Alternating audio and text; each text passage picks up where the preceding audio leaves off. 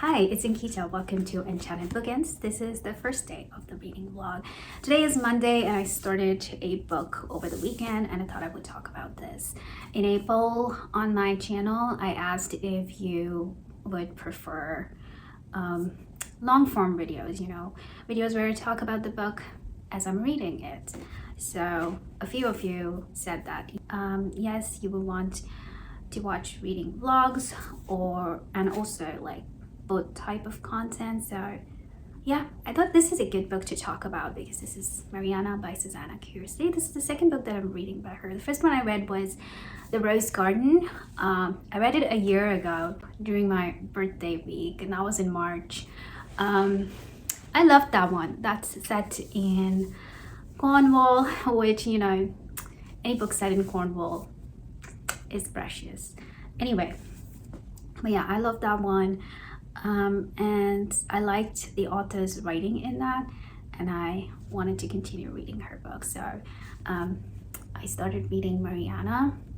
I was supposed to read this in March, but I was reading The Bee Sting back then, which I have no regrets about. But yeah, I definitely wanted to get to the next book by Susanna Kearsley. And Mariana so far has not disappointed. I'm already 76 pages in, which I was really surprised because I thought I was 50 pages in. But yeah, I was reading this last night and I wanted to know what happens next. In this one we follow Julia Beckett. She is an illustrator.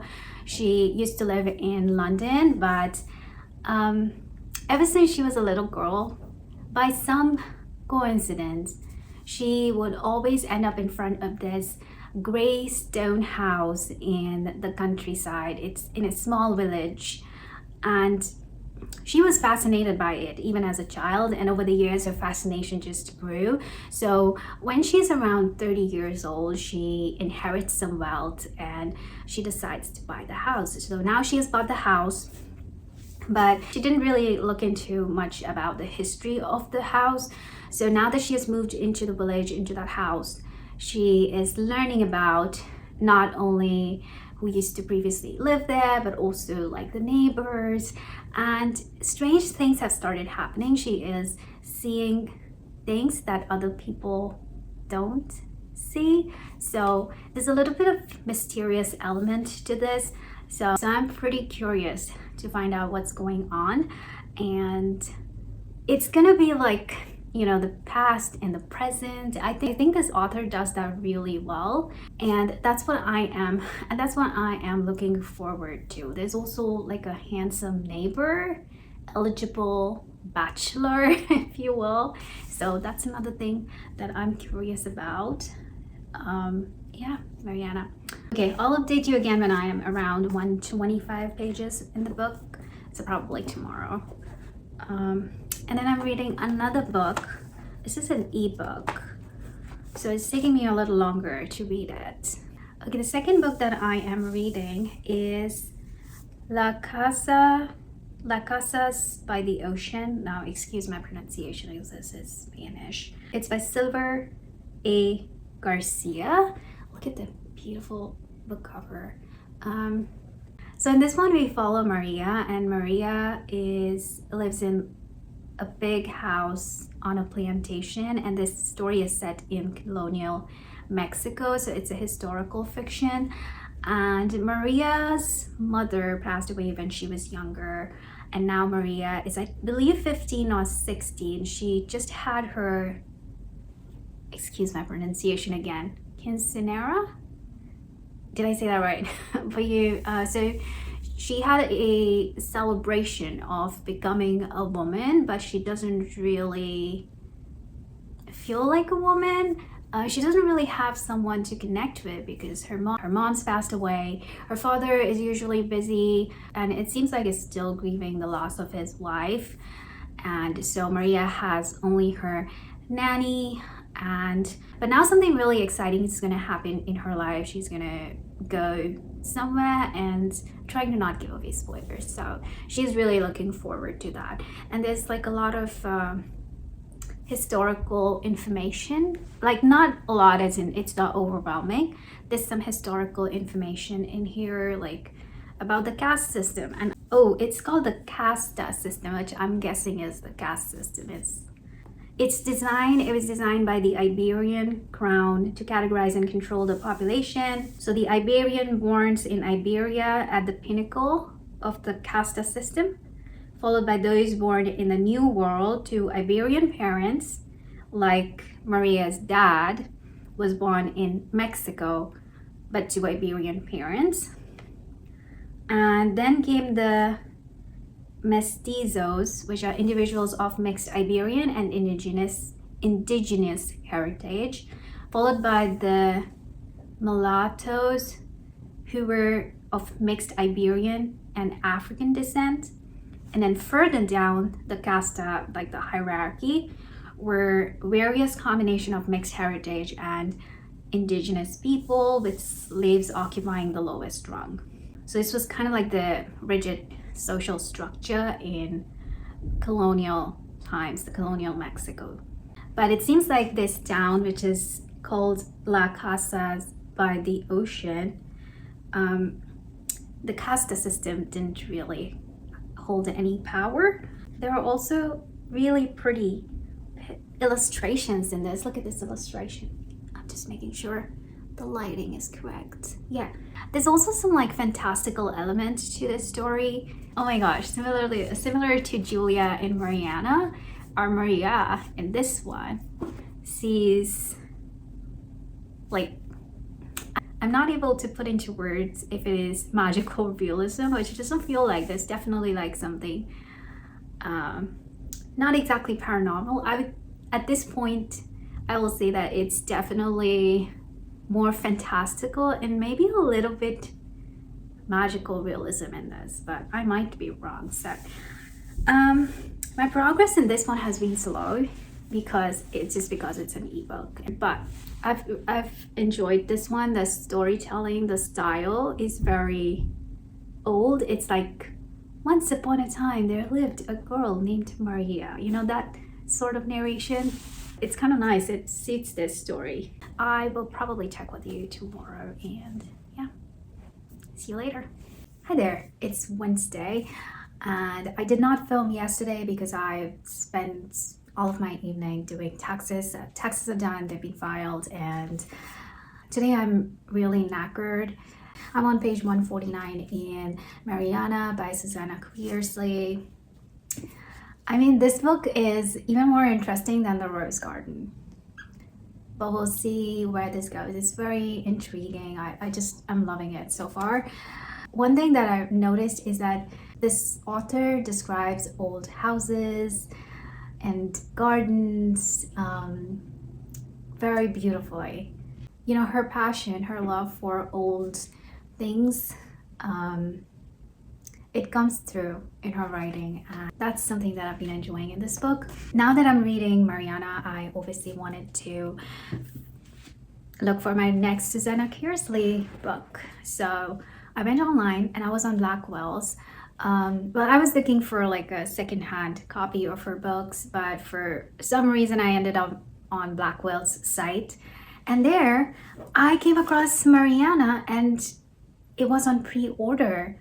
So I'm wondering, and the publication date was October of 2025. So I'm wondering if the author got her rights back for this book and now she is republishing it. I don't know how that works, but OMG, I am not surprised that her book is being considered for republication, because wow, she deserves all the hype. And this one was actually first published in 1994, so it has been years and years. Imagine. So yeah, I am stoked if that is happening, and if that was not an error on the Blackwell side. I am so happy that that this book is going to be republished and reprinted or whatever.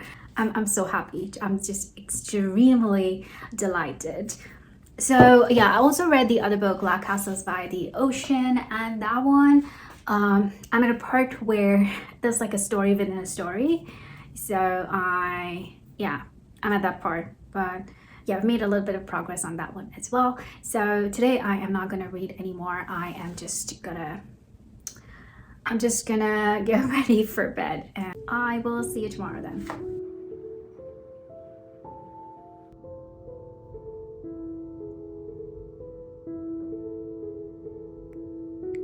Hello, this is many days later. I don't recall what I said in the previous clip, so there might be a few things that I repeat. But yeah, I wanted to talk about this book today because I finished reading Mariana. I finished it. I just couldn't stop reading it, couldn't put it down. This book did not disappoint. I think I would put this, I would classify this as a historical romance. The romance is very light, yet dreamy. I didn't want this book to end. It also made me long for more. I wanted a few more chapters revolving around the main characters. And so this is something that I'm kind of conflicted about. When an author leaves me wanting for more, it's a sign that the story ended exactly where it had to end. And it's a good sign that author successfully made you fall in love with those characters, or had you intrigued about the characters that you want more and more and more about them. Or it could be a sign that the author hastily tried to wrap up the story and wanted to move on to another story. With Susanna Kearsley's books, I feel she is very meticulous and picky about what she puts in her books. Therefore, even though they are historical romances, they are not loaded with a lot of historical details. Like this one was set around the Restoration period, like Charles Stuart was the king. Now, my English history is quite rusty. Honestly, the only king that I know the most about is King Henry VIII, the infamous king, probably Richard III, but yeah, so my English history is very rusty, but I was still able to enjoy this story because she puts in exactly the amount of detail that are required for the story to keep going, for the plot to move, and for you to enjoy it and love the story. That's what I like about her. I think I understand why the story ended where it ended, and what it definitely left me feeling is that I want to read another book of hers, because I just want to be in that headspace of go back in the past. It's such a beautiful story. It's a perfect blend of past and present. In her books, I find that the love interests are gentlemen. They are men of honor. I just love that about her. She creates these absolutely amazing characters, and she will describe the properties and the estates and the land, the landscape so beautifully. It's the second book I've read, and I think this is my favorite of the two that I've read. So the another one that I read was The Rose Garden, which I loved. I absolutely loved that. But after having finished this, I think this is my favorite. This goes on the top. The next one on my list is to read Sophie's Secret, which was later published as The Winter Sea, or I think it was The Winter Sea. And I want to read that one. That is a series, or I don't know how connected they are, but it is part of a series, and that one is set in Scotland. So I am really looking forward to continue reading more books by this author. I also want to read her latest release, The King's Messenger, which was released in Canada in March, and I have been seeing it everywhere. But yeah, so I do need to budget in for her books, because she is totally an author that I would recommend you support if you can. Buy her books. If you're not sure this author is for you, you can always try out her books at the library. That way you are supporting her but still not spending your hard-earned money. But if you are able to try to support authors, she's a Canadian author, so I am gonna give her a shout out. Yeah, let's talk about Casas by the Ocean.